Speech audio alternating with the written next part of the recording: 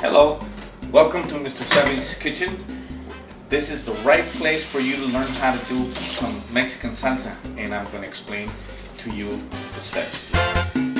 You got to make sure that once you go to the produce of any store of your choice, you grab tomatoes like these, nothing to it, something that kind of fits in your hand.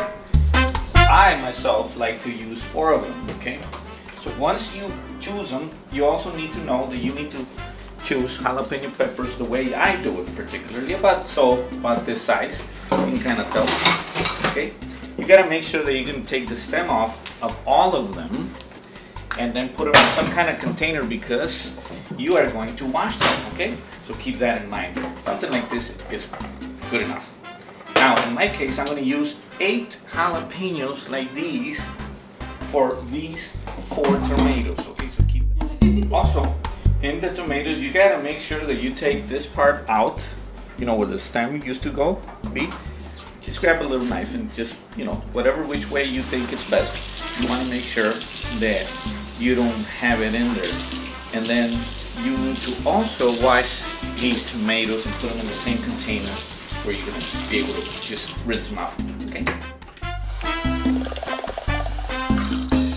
Once you have rinsed the tomatoes and the peppers, in this case they are jalapeno peppers by the way, you're going to put them in a pot, something like this, with water because you're going to boil them now, okay? You're going to boil it until they feel ready. Once I feel they're ready, you're going to be able to see on the camera so you can kind of tell how they're supposed to look.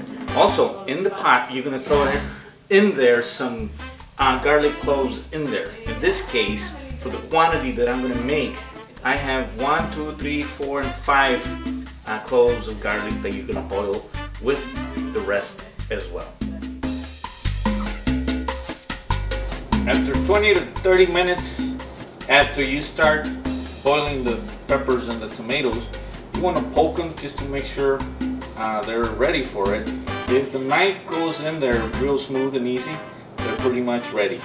In this case, they are ready, and then we can move into the next step. Okay, so once the tomatoes and the peppers and the garlic is ready, you're gonna put them in a container such as this. It could be just a regular Tupperware, just big enough. You gotta make sure you put them in there. Actually, you know what? Do the peppers first. It's very important for you to do the peppers and the garlic cloves as well.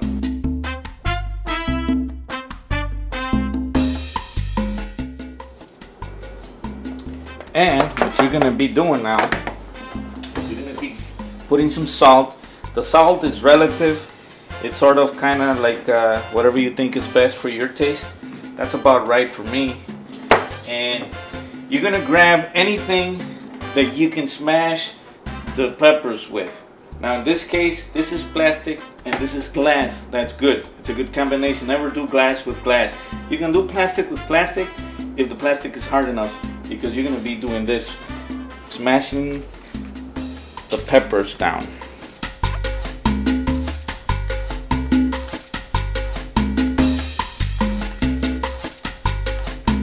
Now that depends on you and how chunky you want it to look and taste as far as texture is concerned.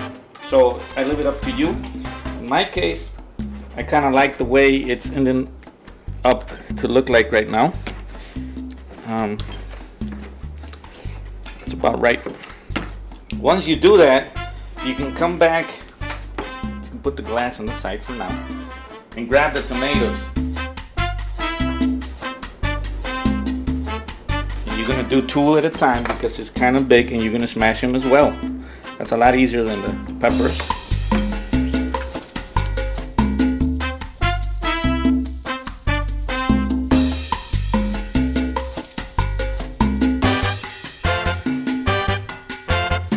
That's pretty much it. It's going to depend on you if you want to put a little more salt. Once it cools down, you can kind of taste it to see if you like the level of salt you put in there. And that's pretty much it. The last thing you want to do is grab a spoon so you can kind of mix it up and make sure that you smashed it properly. If you see big chunks again, just make sure you go in there and smash it a little further. and it's really up to you how you like it. That's pretty much it. The salsa is pretty much ready. You want to wait for it to cool down before you actually put it in the refrigerator. And once it's in the refrigerator, this much of salsa, if you are like me, can potentially last you a week. But that depends on the person and what you use it for and how long you're going to be eating it. Okay, that's pretty much it.